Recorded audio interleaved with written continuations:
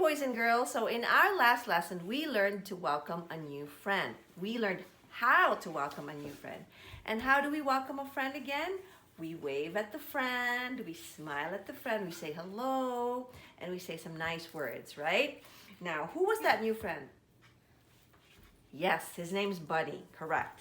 Now, and I think, friends, we did a good job at welcoming Buddy because he actually said that he likes school and that he thinks he's going to like painting and running around in the playground.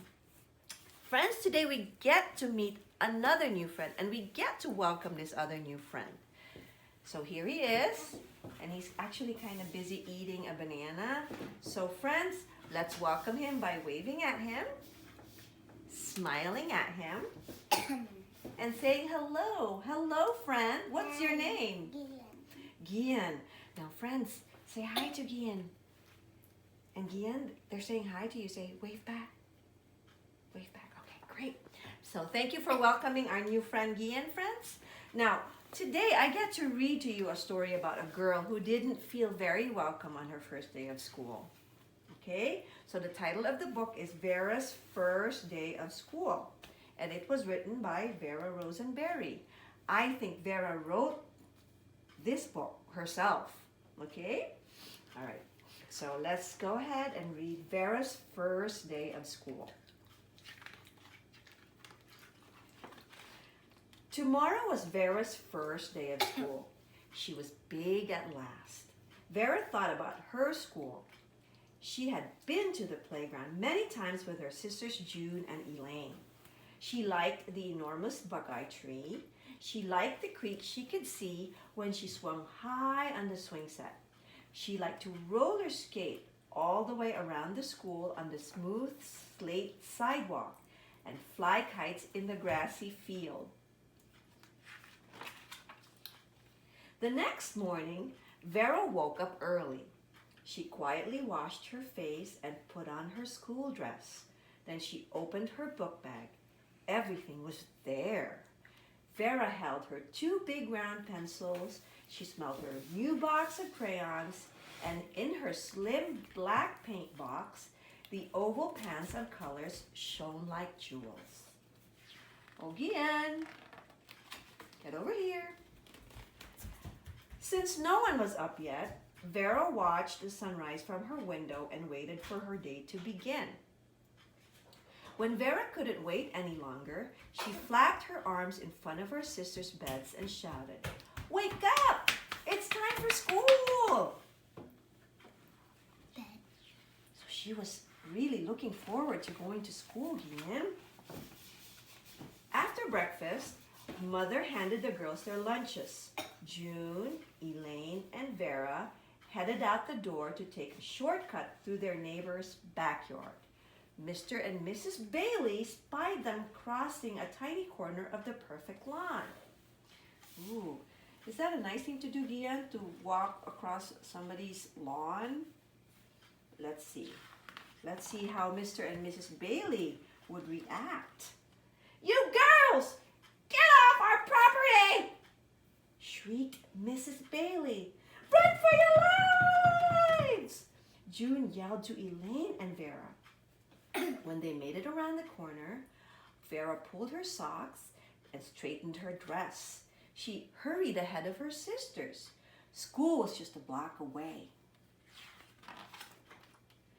But suddenly, Vera stopped.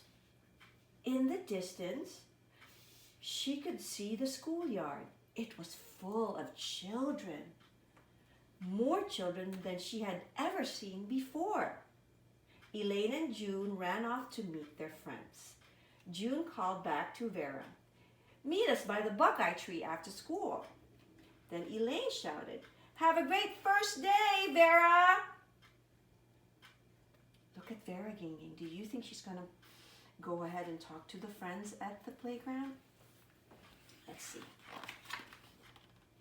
Vera stood under the buckeye tree. She looked at the children in the crowded playground. She's not talking to them, and they're not talking to her. They're not even waving their hands at her or saying hello to her. They haven't welcomed her yet. The giant green doors of the school seemed far away. Vera sat down on a root to think. She watched a fuzzy caterpillar slowly climb up the tree trunk.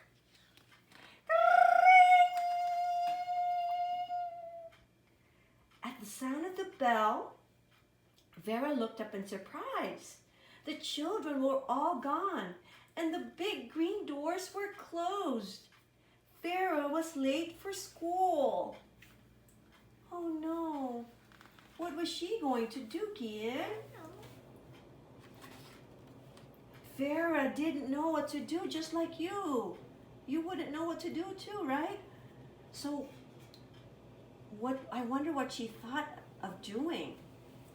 Sad and lonely, she began to walk home. Oh, no, Gian. Don't do that, okay? Don't ever walk home. You have to ring the doorbell at the school. Or just keep knocking on the door until somebody opens the door for you. Don't ever go home, just like Vera did. She took the long way to the Baileys. She took the long way so the Baileys wouldn't see her. Mother was busy giving Ruthie a bath and didn't hear Vera come in. Vera quietly tiptoed upstairs to her room, so she really did go home. Remember what I told you, Gian? Don't go home. If you get locked out or the doors of the school get closed on you, knock on the doors, Gian, or ring the bell. But Vera, she decided to go home. So Vera crawled under her bed to think. All the other children were at school having fun. Big tears fell down Vera's cheeks. Do you think she felt welcome, Gian? No, I don't think so. Aw, that's so sad. I wish you were there so you could wave at her and make her feel welcome. A little while later, Mother came in with a noisy vacuum cleaner. She lifted the edge of the quilt to clean under Vera's bed. Vera, what are you doing here? Vera told her mother what had happened. Her mother held her tightly. Vera's dress was wrinkled. Tears had made brown lines down her face, and cobwebs were in her hair.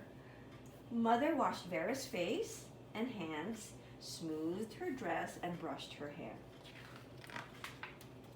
Then Mother put Ruthie in her buggy and they walked to Vera's school. Mother opened the big green door. See? That's all you have to do. Open the doors if they're not locked, or ring the bell. You don't have to go home.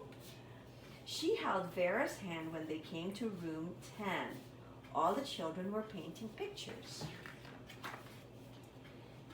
This is my daughter Vera, said Mother to the tall man inside.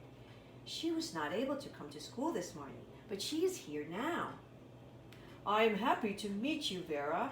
I am your teacher, Mr. Klein. I was wondering where you were. Now, it looks like Vera is getting a welcome now from her teacher. And it doesn't look like Vera is so sad anymore either. Somebody said hello to her teacher. Here is your desk with your name card. And here is a hook for your coat and a cubby hole for your lunchbox. Would you like to paint a picture today? Yes, please, Vera said. She sat down at her desk and took her paint box out of her bag. Mr. Klein gave her a large piece of manila paper and a small jar of water. A boy sitting next to her smiled in a friendly way. Wow, the boy welcomed her, Gian. And Vera smiled back. Look at them. Do they look like they're getting ready to be friends? Yes, that's how you start making friends. You make somebody feel welcome. Vera painted a picture of the pretty flowers on Mr. Klein's desk. She was where she was supposed to be, a big girl in school. She was not afraid anymore. At 3 o'clock, Vera met June and Elaine by the buckeye tree. How did your first day of school go?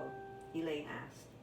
It was fun, Vera said, but I think I will like the second day even better. And she did. Look, Ian, she's now friends with a lot of other kids. They all made her feel welcome, and she felt like she belonged. So they're all now friends. Like The end. Like the first two. So friends, I hope you liked the book. And remember to always be welcoming. Okay, and how do we do that again? We wave at a friend, we smile, we say hello. But really, just remember to be nice and kind and friendly. So that's it for this week, friends. And that's it for today. See you in the next video. Bye.